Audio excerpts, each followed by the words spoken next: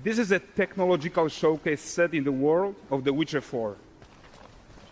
What you just saw and are going to see now is running on a standard PlayStation 5 at 60 FPS with ray tracing. So in the game, you'll be playing as Ciri, a professional monster slayer, a witcher. She explores the world and hunts down monsters for coin. The region we are in is called Kovir, and you'll get to explore it in a game.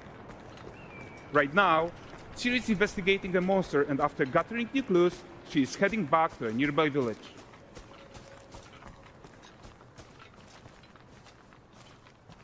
All right, everyone, meet Kelpie. Let weeds be weeds, Kelpie. So just like Geralt had Roach, Ciri has her own loyal companion. We return to town. These two characters need to feel like one. Since you're gonna explore the world on horseback, riding needs to feel seamless, natural, and just fun. Yeah, and to support that, we're introducing multi-character motion matching in Unreal. So Ciri and Kelpie, they're perfectly synchronized when mounting from any angle and speed. And we also support root motion movement on Kelpie, so controlling her feels realistic and grounded.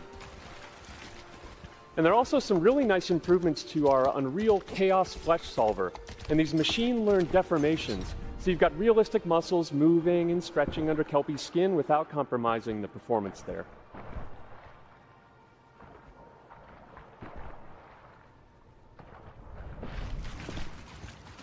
So let's leave Ciri behind for a second and talk about the world itself. So much of the Witcher world is natural, organic, especially Kovir with its dense forest and wild nature. Yeah, and wild nature is hard. And with Nanite geometry, we've freed artists from so many of their old constraints. But we don't want to rest until everything we do in Unreal has that same spirit of freedom. There's always more work to do. And foliage is a huge piece of that puzzle. So we are excited to introduce Nanite foliage. And in order to achieve gorgeous foliage density everywhere, while still being memory efficient, fast to render, we believe that a new idea was needed. So instead of the same card approach we've been using for the past 20 years, artists should be free to take a nanite approach to foliage, modeling every single leaf and pine needle. And the old LOD tricks of the past, they needed a complete rethink. And in their place, it's a new adaptive voxel representation in Nanite. It's volumetric, it's fully 3D, it is super fast to render.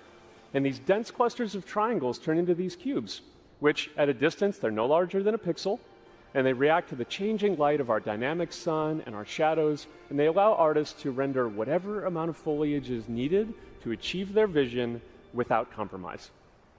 And no compromise means how ambitious we are when it comes to bringing our vision to life with incredible visuals. But more than that, together with Epic, we created faster way to load the world. We can now bring in more content more quickly for the smoothest possible experience as we fly down to catch up with Ciri.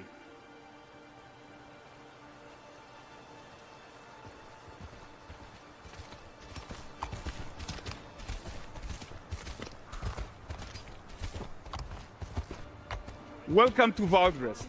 So Vrest is a port town, a hub for fishing, trade and mining. It's one of those places where you can meet shady characters or overhear gossip from other lands. It's also where Ciri took on her current contract. High-tech, let's leave Kelpie here and explore the marketplace and food. I'm so excited we can finally show you some of this stuff. Let's see what Vrest has to offer. Not her again. Not even at the land Exeter Fair. Now, 9 gazes while I present him with a fish. For the furry rascal will often wait, and the fair's weight grants good fortune. More than me.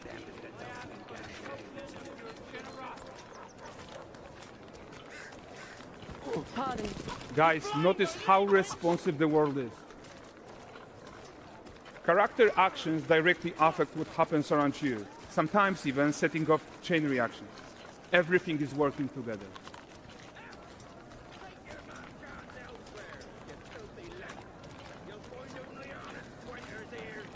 Oh, look at this poor gentleman being taught how to fly by an angry innkeeper.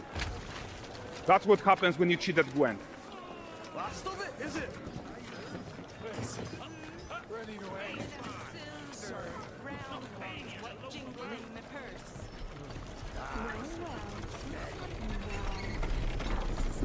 Okay, so this is the guy who gave the series quest his own.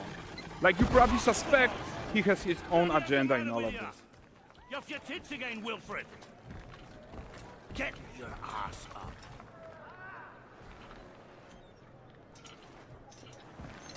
A typical day's toil. Who in? Witcheress. What news of my wagons? No eternity is taking that damn salt to arrive. I found them. And, well, suffice to say, they'll not reach you. As for the salt, I found not one speck. I presume this comes as no surprise to you. Now. Kavir's smuggling trade is of no concern to me. Shush, shush, shush. The manticore that flattened your cart and devoured your men, quite the opposite. Manticore? No, them winged hellspawn dwell in the arse end of Creighton. While Siri decides what to do about that merchant, let's take a look at the character technology that powers this marketplace. Why don't we listen in on these fishmongers? They're selling their wares, chatting up customers. Morning, catch fishes. Won't find none fresher. Reckon you ladies after one of those. Get this kind of gutted for you. You mind, dearest? Into seeing something more. Got mackerel, cod, all Brexit's finest. And there is tons of tech to play here, even in this simple market stall. Metahuman tools, improved Unreal Smart Objects, Chaos Cloth, and more. Yeah, and all of this exists to make sure that the gap in quality between Siri and NPCs is as small as possible. Yeah, and closing that gap, it's not just about fidelity, right, but also authenticity. They should react to changes in the world around them. But the prisoner in Pillory isn't exciting enough for Vrest. Let's grab everyone's attention with a circus.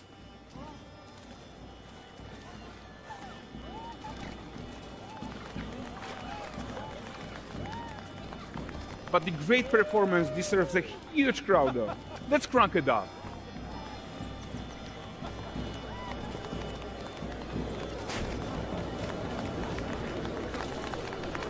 So you are seeing tons of optimizations here to many of Unreal systems, including an entirely new Unreal animation framework, allowing us to fit easily in our 60 FPS budget, not just in rendering, but also with room to spare on the game thread.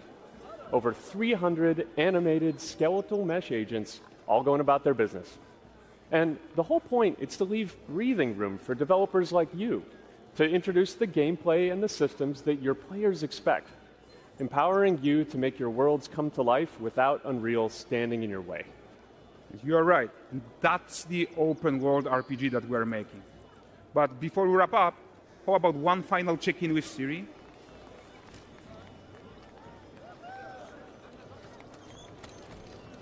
We are making this game to be the most immersive and ambitious open world Witcher game ever. And we are making this a reality thanks to our work on Unreal with the team at Epic. I think what we are doing together is going to bring in a new generation of open world RPGs, and I'm so proud of what we accomplished so far. We are too. So we're almost done, but before we go, here's a small gift for all Witcher fans. A first look at Lanexeter.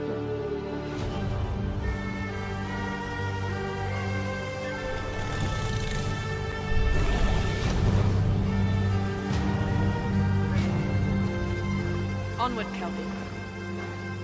We've worked.